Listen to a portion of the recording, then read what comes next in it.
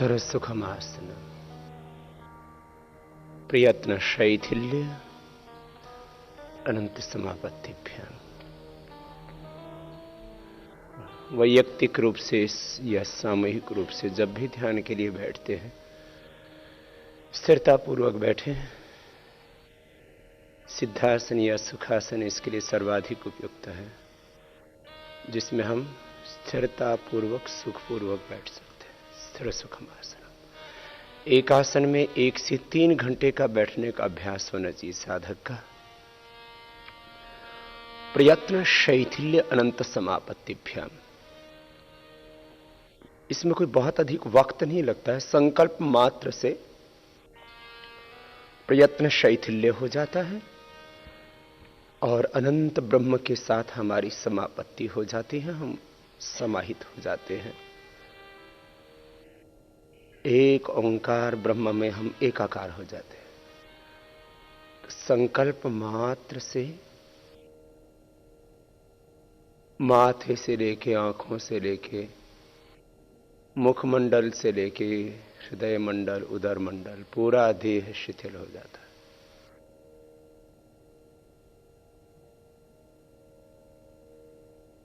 बिना संकल्प के मैंने देखा है सामान्यतः सभी लोगों में किसी न किसी स्तर पर तनाव होता है। शरीर के स्तर पर, इंद्रियों के स्तर पर, किसी के हाथों में, किसी के पैरों में, कर्मेंद्रियों के स्तर पर, पाणिपाद पायुपस्थ, वाक, नेत्र श्रोत्र घ्राण, त्वचा, रसना, किसी भी इंद्रिय के स्तर पर कोई तनाव नहीं, कोई आकर्षण नहीं, सहज हो गए। प्रयत्न को शिथिल कर दिया, अन्यथा एक तनाव रहता है।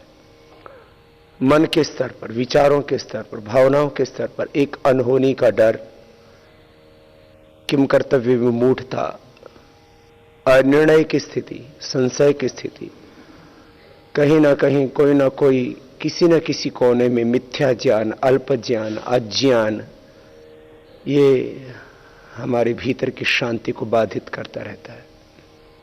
साधक की स्थिति ऐसी होनी चाहिए, एक क्षण के लिए भी उसके चित्त में किसी भी तरह का कोई विक्षेप ना आए। एक क्षण के लिए भी साधक के चित्त में कोई अशुभ ना आए। एक क्षण के लिए भी चित्त में कोई दुख न आए। अथ त्रिविध दुख अत्यंत निवृत्ति अत्यंत पुरुषार्थ।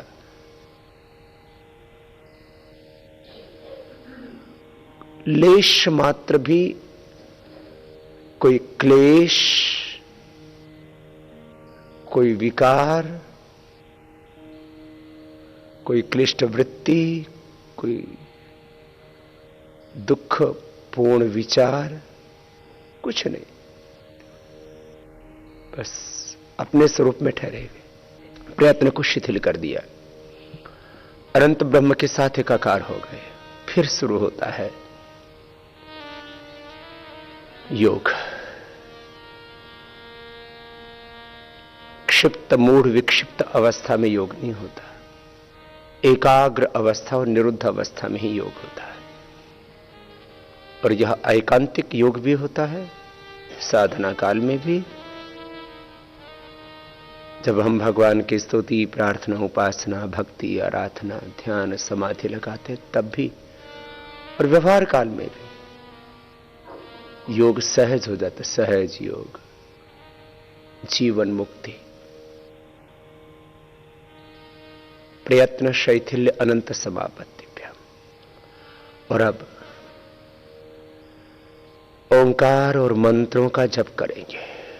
ओंकार और गायत्री आदि मंत्रों का जप करते हुए उस ब्रह्म के साथ एकाकार होंगे। इसको हम सविचार समाधि कहें, भगवान की महिमा का विचार करते करते, उसको स्वीकार करते करते उसके साथ एकाकार होते चले जाते हैं। प्रभु तू ही तू। ओम तत्सत।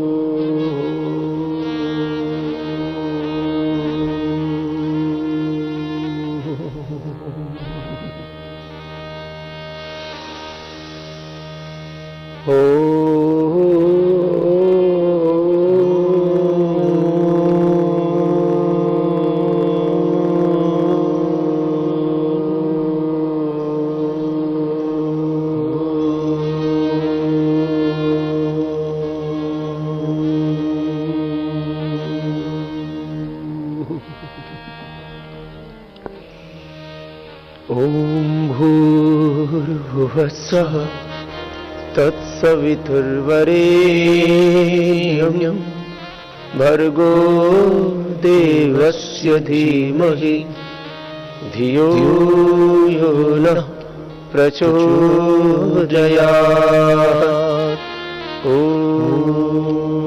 त्र्यम्बकं यजामहे सुगन्धिं पुष्टिवर्धनम् उर्वारुकमिव बन्धनान् मृत्योर्मुक्षीयमामृतात्।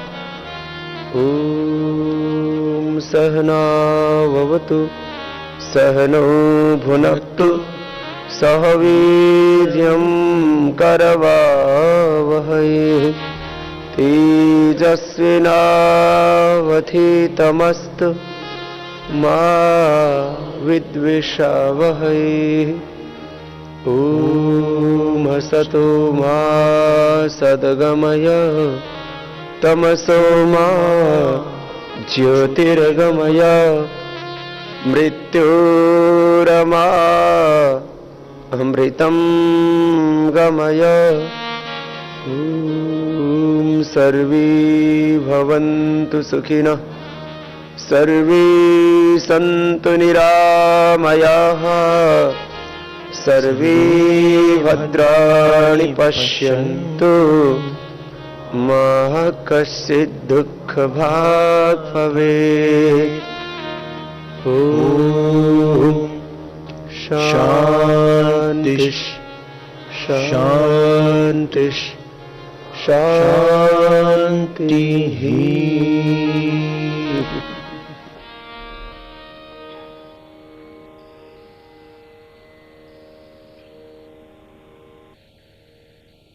एक क्षण में भी ध्यान लग जाता है।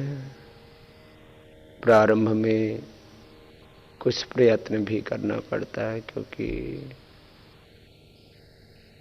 सबके भीतर स्वीकार्यता एक जैसी नहीं होती। यदि एक जैसी श्रद्धा, एक जैसी भक्ति, एक ही जैसा विश्वास, एक ही जैसा कृतज्ञता का भाव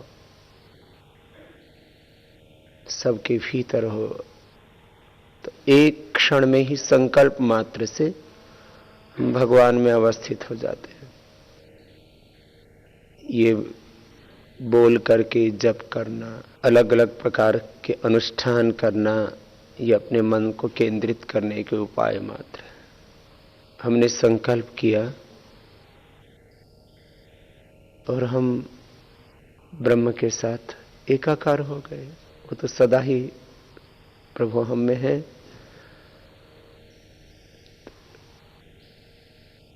एक श्वास लिया, सह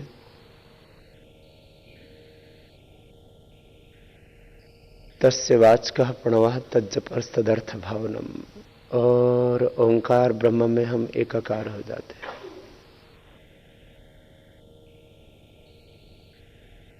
इसके लिए श्रद्धा, भक्ति, प्रेम, प्रभु के प्रति कृतज्ञता का भाव, भगवान के अनुग्रह को स्वीकार करना, उसकी महिमा को स्वीकार करने का भाव।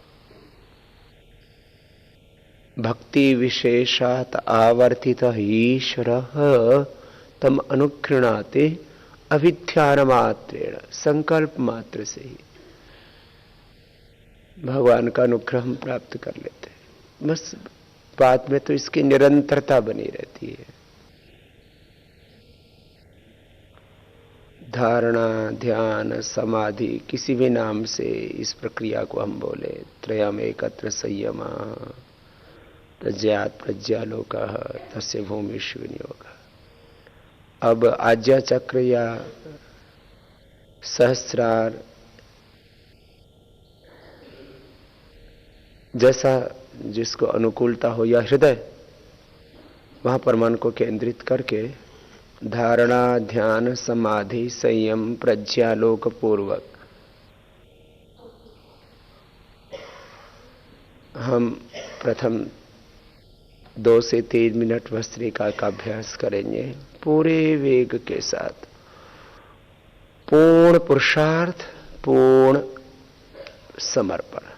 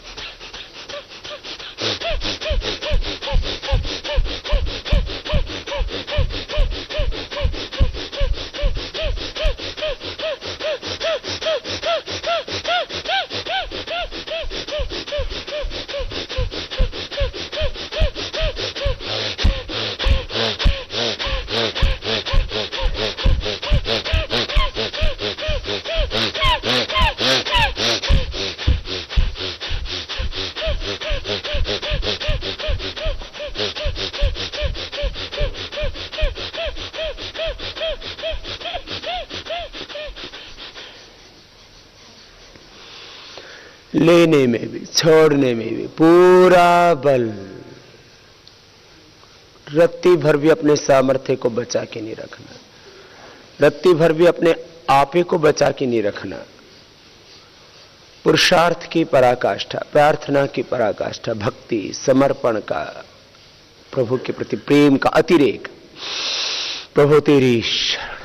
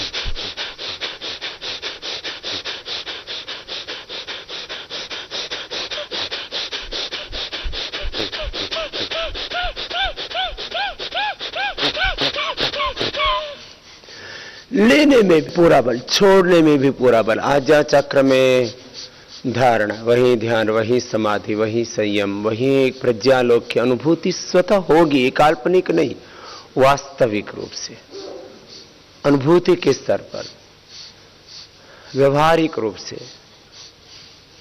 हमारे लिए यह सत्य सिद्ध हो जाता है।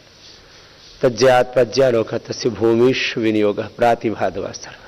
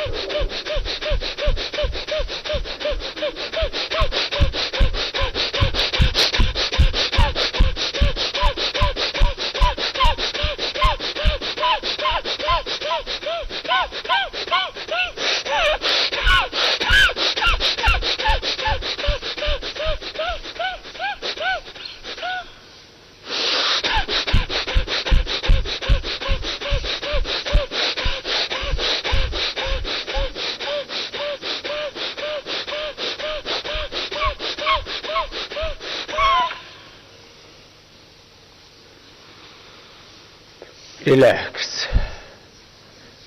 शांत।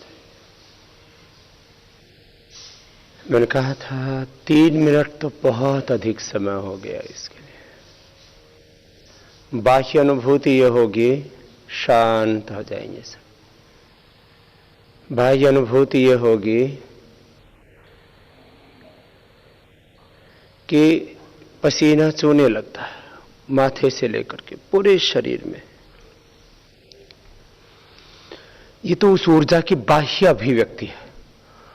आंतरिक रूप से एक एक कोशिका में, एक एक कोशिका में सर्वद्वारेषु देहस्मिन् प्रकाशः उपजायते। शरीर, इंद्रियां, मन सभी सदोष है, प्राण निर्दोष है। और प्राण की शक्ति जब पूरी वेग के साथ प्रकट होती है तो पूरा प्रकाश होता है। और ततक्षीयते प्रकाशावरण, और जो आवरण है सत्य कामनृता पिधाना हिरणमयेन पात्रेण सत्यस्यापि तम मुखम तत्तम पुषण अपावरण सत्य धर्माय दृष्टि। आज्ञा चक्र में एक अजस्र ज्योति और उससे अंतः प्रज्ञा प्रकाशित होती। मैंने स्वयं आपके साथ ही किया है। माथे से लेकर के पूरे शरीर में पसीना चू रहा है। ये तो मैंने कहा बाह्य अभिव्यक्ति है। आंतरिक जो अनुभूति है वह इससे भी बहुत गहरी है। अब दूसरी प्रक्रिया, 5 मिनट तक नॉन स्टॉप, एक क्षण के लिए भी विश्राम नहीं लेना। जो थोड़े कमजोर हैं, ये उच्च रक्तचाप, हृदय रोग, कमर के दर्द के रोगियों के लिए नहीं है। रोगी हैं वो धीरे धीरे करें, 1 सेकेंड 1 स्टॉप, शेष पूरे वेग से। 1 मिनट में लगभग 200 बार होगा। 5 मिनट से पहले किसी को रुकना नहीं। हर श्वास की ध्वनि से ओंकार प्रतिध्वनित होगा। और ओम खम ब्रह्म की, ओम सर्वम खलो इदम ब्रह्म की, ओम प्रतिष्ठा की, ओम ब्रह्मेविदम अमृतम पुरस्तात् ब्रह्म पश्चात ब्रह्म दक्षिणतश्च उत्तरेण अधश्च ऊर्ध्वं च प्रसृतम ब्रह्मेविदम विश्वम इदम वरिष्ठम की अनुभूति होगी। तस्य वाचका प्रणव तज्जपस तदर्थ भावनम हमारे भीतर घटित होगा। शास्त्र का सत्य, उसको हम आत्मसात करेंगे। लय के साथ प्रचर्धन विधारणाभ्याम वा प्राणस्य, इसको कहें, या तपस स्वाध्याय ईश्वर प्रधानानि क्रिया योग समाधि भावनार्थ क्लेश तनुकरार्थ से अनुभूति होगी। इन तीनों सूत्रों में जिस सत्य की अभिव्यक्ति दी है महर्षि पतंजलि ने, हम उसको अनुभव करें।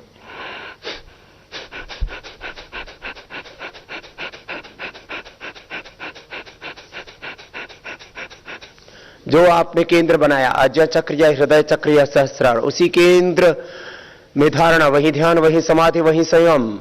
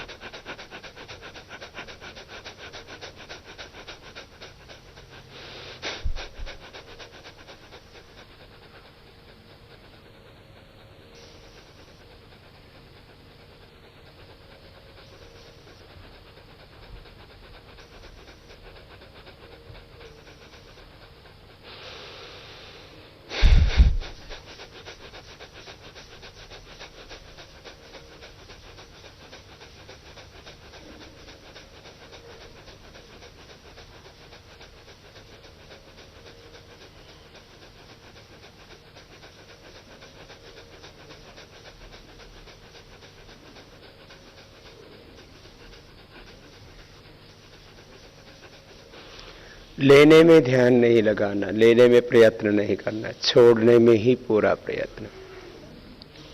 आएगा अपने आप सहज।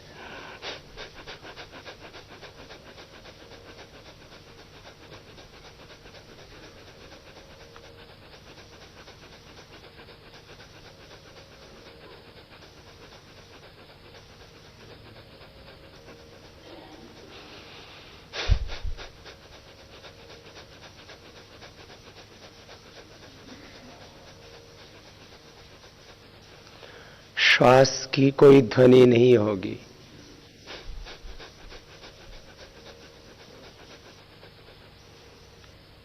श्वास की कोई ध्वनि नहीं होगी। अंदर अंदर से होने दो ना, बहुत सहज, बहुत सहज बहुत सहज होगा, वेग पूरा होगा, लेकिन भीतर भीतर प्राण का मंथन होता है।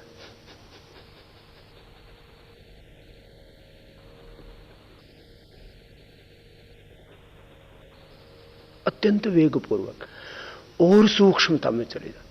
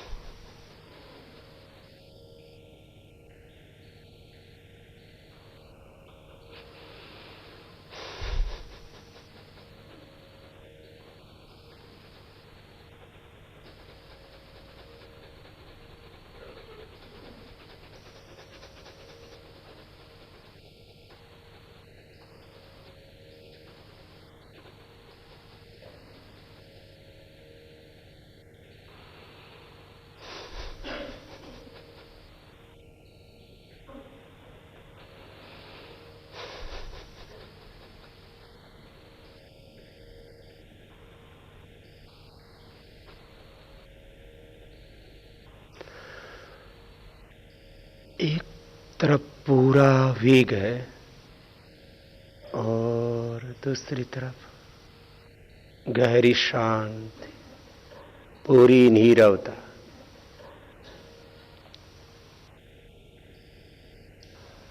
अब दोनों उपायों में से कोई भी उपाय का आलंबन ले सकते हैं।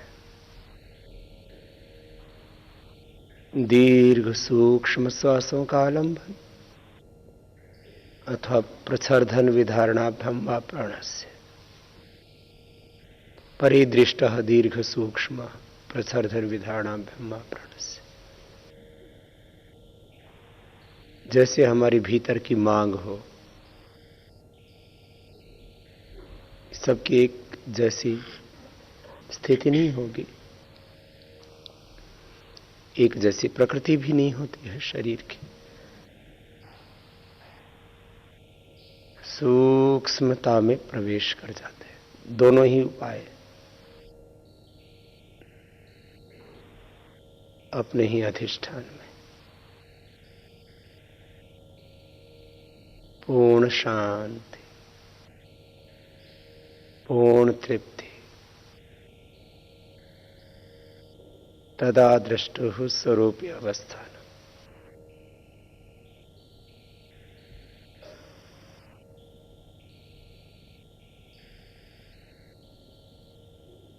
दीर्घ और सूक्ष्म इतना होता है, 1 मिनट में एक श्वास प्रश्वास ही पूरा हो पाता है। एक श्वास, एक प्रश्वास।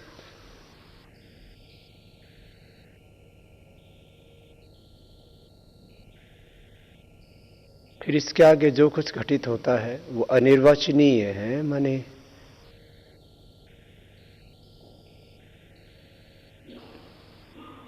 बस अपने स्वरूप में है, अपने अधिष्ठान में है।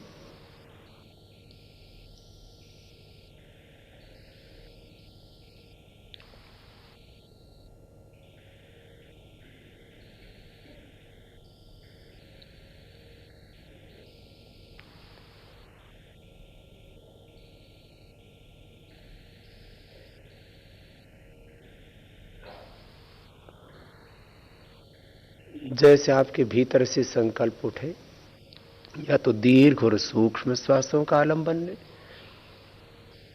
और अपने धारणा, ध्यान, समाधि, संयम, प्रज्ञालोक उसको खंडित नहीं होने दें और उसी में फिर आगे प्रवेश करते जाए और आगे प्रवेश करते जाए और ऊर्ध्वोत्क्रमण करते जाए, ऊर्ध्वारोहण करते जाए, अपलिफ्ट होते जाए। तो दीर्घ सूक्ष्म आलंबन या कपालभाति के रूप में भी इतना सूक्ष्म आलंबन होता है और उसके द्वारा भीतर प्राणों में गहरा मंथन होता है। तो दोनों में से जिसको जो उपयुक्त लगे उसी का अभ्यास कीजिए, निरंतरता के साथ, पूर्ण मौन और नीरवता के साथ।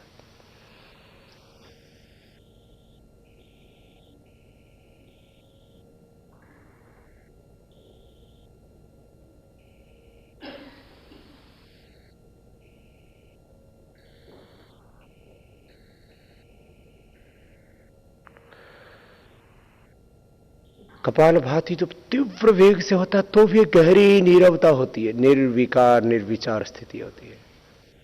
और प्राणों का दीर्घ और सूक्ष्म आलंबन लेते हैं, उसमें भी गहरी नीरवता होती है, संकल्प मात्र से ही। इसलिए मैं बार बार कह रहा हूं, प्राण साधना, संकल्प साधना, संकल्प समाधि, सविचार समाधि, निर्विचार समाधि, यह हमारे लिए फिर सहज सिद्ध होती है।